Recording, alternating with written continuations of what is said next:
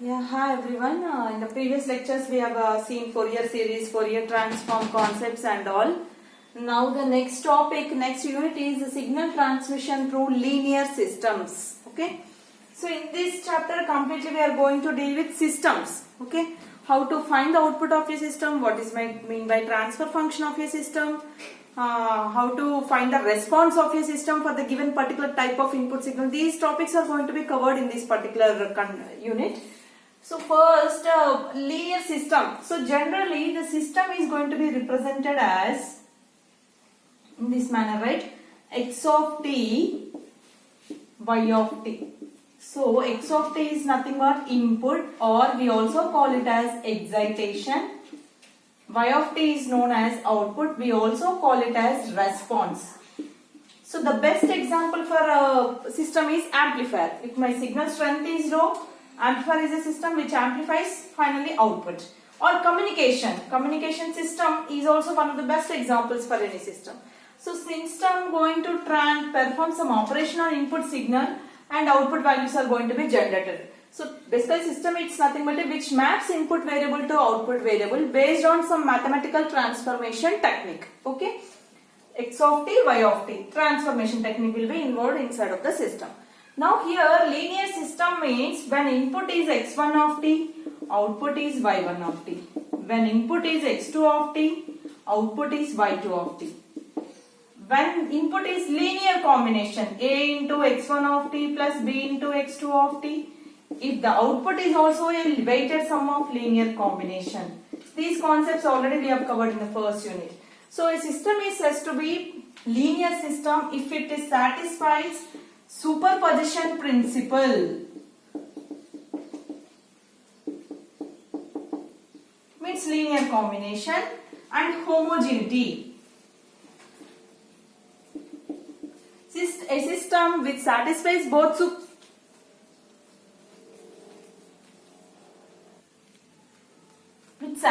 superposition principle as well as homogeneity is called as a linear system. So this is an introduction about system and how to verify that linearity property and how to verify whether it is time invariant or time variant. These conditions we have seen already in the previous lectures, that is in unit 1. So a system is said to be linear system which satisfies the superposition principle and homogeneity, and similarly we are also having LTI system. LTI system to be actually here the systems are broadly classified into CTS and DTS. This is broad classification. Under this again linear, causal, stable, invertible, all these kinds will be there. Continuous time system means x of t, output is y of t. Both are going to be continuous. DTS means x of n, corresponding system. Output is going to be like y of n. Discrete time system, continuous time system. This is a broad classification. Next, LTI system, linear time invariant system means it is a system which satisfies the conditions of linearity property as well as time invariant property. A system which satisfies these two properties, linearity properties and time invariant properties, are known as LTI system. So we can represent LTI system as like a LTI. Okay. So a linear time invariant system means which satisfies this linearity property and time invariant. How to verify these properties already we have seen in the previous lecture. That link also I will provide. Once again you go through those problems. With example I have explained how to verify whether the given system is linear or not. How to verify whether the given system is time invariant or time variant. Okay. Yeah, next one is impulse response. So in general, the output of any system is going to be convolution between its input and impulse response. So x of t convolution h of t. Okay, x of t convolution h of t. This is the output for any LTI system, which is a convolution between its input and impulse response. Okay. So here what is the heading I kept? Impulse response means when the input is impulse, the response of the system is known as impulse response. So always the system is going to be represented during its impulse response only. But just now I said that output y of t is a convolution between your input and impulse response, isn't it? But what is the input I have taken? X of t as delta of t. Means x of t is delta of t convolved with h of t. Now the response or output expression will become h of t. Okay, because impulse function is convolved with any function will give you the resultant as other function. Okay, so y of t is nothing but same as h of t. So the response of the system when the input is impulse is known as impulse response of the system. Suppose if the input is unit step, then the response of the system for the unit step input is known as unit step response of the system. So like this, same derivation we have seen. But in general, response of any linear system is a convolution between its input or excitation and its corresponding impulse response. So input will be given to us, impulse response is also going to be given to us. We need to find the output using this convolution formula. So here the convolution is defined as first signal replaced with a dummy variable multiplied with second signal folded and real variable added, integration with respect to tau. Now this is a expression for output of any linear system which is a convolution between its input and impulse response h of t. And the convolution formula here is x of t, h of t is there. T is replaced with the dummy variable x of tau. H of tau is folded, h of minus tau, again real variable is added, h of t minus tau into d tau. Using this integration formula, we can calculate output of any linear system if input as well as impulse function is given to us. Okay. This is about impulse response and response of a linear system. Okay. Here transfer function of a LTI system. Next topic is, so a continuous time system is given, x of t input, h of t impulse response, LTI system, let us take continuous LTI system, and y of t is output. What is the expression for output we are having? X of t convolution h of t. Okay, input convolved with impulse response. These are time domain representation for any system. Input or excitation, output or response, and impulse response of the system.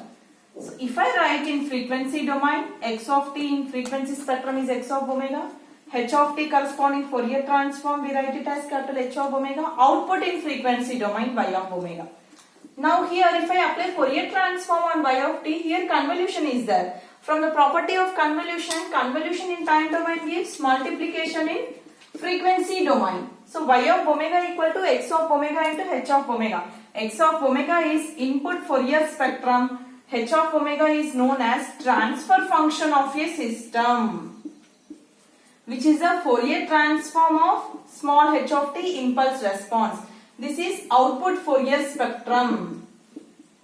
Okay. So we have equation here, y of omega equal to x of omega into h of omega. Finally, transfer function of a system, continuous time system, equal to represented, standard representation as h of omega, equal to, from this equation what is the expression for y of omega? H of omega we are having h of omega into x of omega.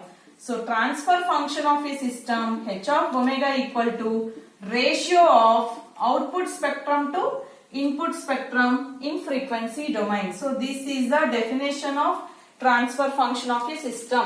The ratio of output to input in frequency domain is nothing but transfer function of a system. So and next, what is the other one we are having relation? H of t Fourier transform is h of omega. H of t is impulse response of a system, is going to be in Fourier transform pair with transfer function of a system. This is also one of the important relation. This is also. Please make a note of these 2 points. Transfer function of a system is defined as ratio of output to input in frequency domain.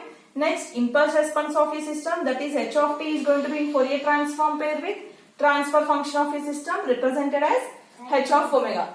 This is all about transfer function of a LTI system. Okay. So we were discussing transfer function of a LTI system. Transfer function of a LTI system.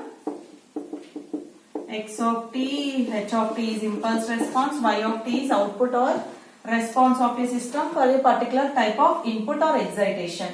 So transfer function and impulse response both are Fourier transform based, isn't it?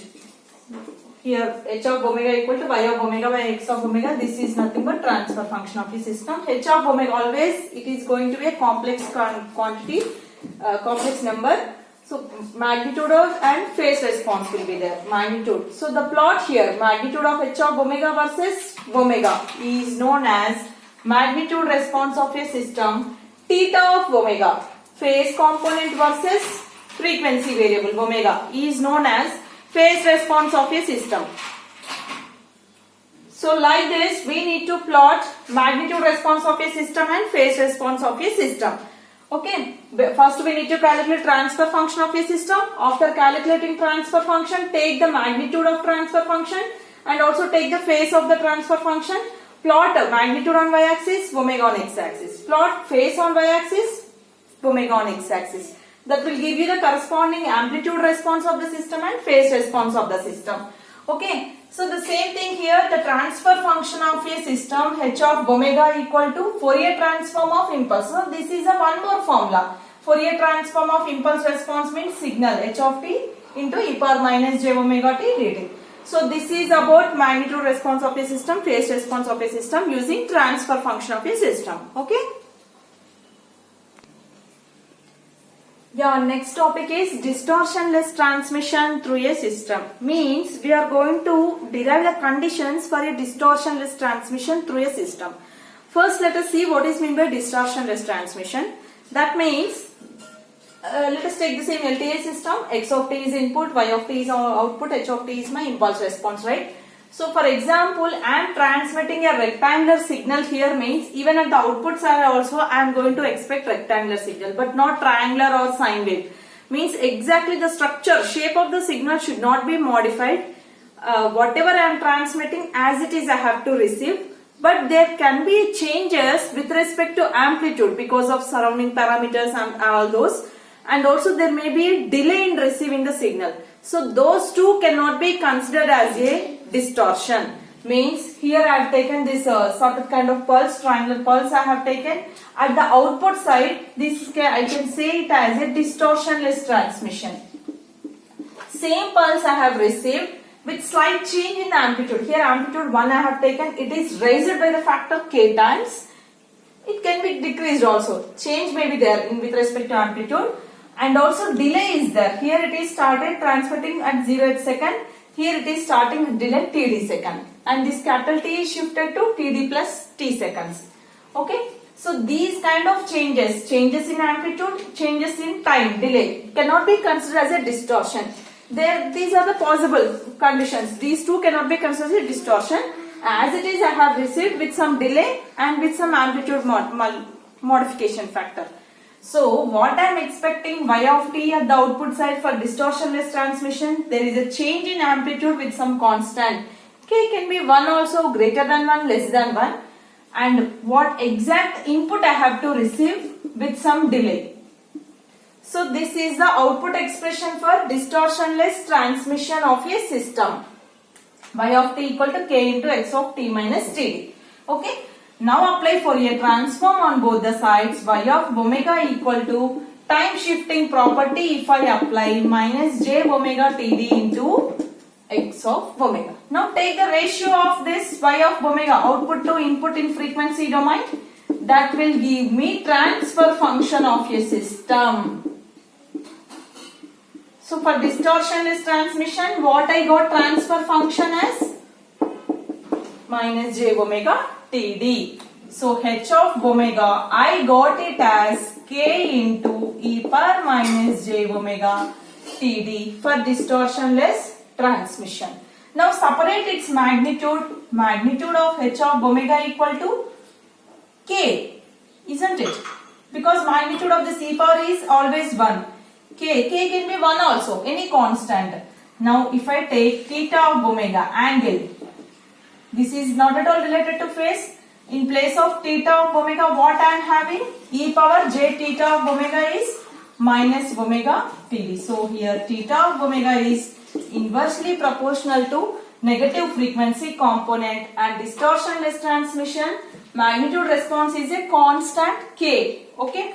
Let us plot the graphs. These are the conditions we got for distortionless transmission. Let us plot this.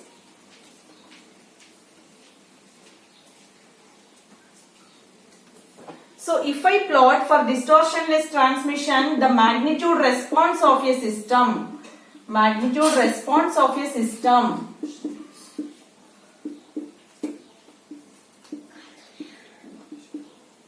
must be constant for all the frequencies k.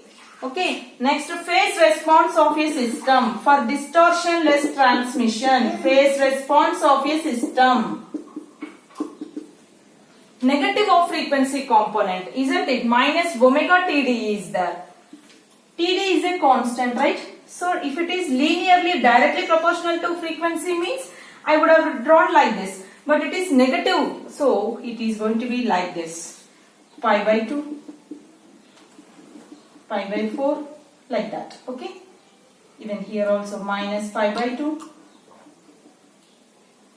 minus pi by 4. Means exactly on omega equal to infinite, minus infinite on y-axis somewhere. Okay. Exactly at omega equal to minus infinite plus infinite. It is going to reach plus infinite like that. So here it indicates that theta of omega is inversely proportional to negative frequency component. So these are the magnitude response and phase responses for distortionless transmission through a system. For a distortionless transmission, what are the two conditions we got? Please make a note of it. For a distortionless transmission, magnitude response must be constant for all the frequency ranges, and the phase response is directly proportional to negative frequency components. Okay, there are the conditions on magnitude response as well as phase. So these are the conditions for a distortionless transmission through a system. Okay. So next, impulse response. So conditions we have seen. What are the conditions on magnitude response as well as phase response? Already we have seen. Impulse response means how do we choose the impulse response for distortionless transmission? That is also important. Okay. So impulse response is nothing but inverse Fourier transform of this particular h of omega is nothing but my impulse response, right? So delta of t, see here what I am doing, delta of t, what is its Fourier transform? 1. Now delta of t minus td, what is its Fourier transform? Time shifting, 1 into e power minus j omega td. Now what I am having here? K into delta of t minus td, both the sides I am multiplying with k. K into e power minus j omega td. Now see here, this is same as my h of omega. What about its inverse Fourier transform? This is h of t, nothing but k into delta of t minus td. So for distortionless transmission, impulse response is nothing but k into delta of t minus td. So h of t equal to k into delta of t minus td. These are the 3 points for distortionless transmission. Magnitude response must be constant, and the phase response is linearly proportional to negative of frequency components, and impulse response is k times of shifted impulse, delta of t minus td. So please make a note of these 3 points. This is about the distortionless transmission through a system. Okay, thank you.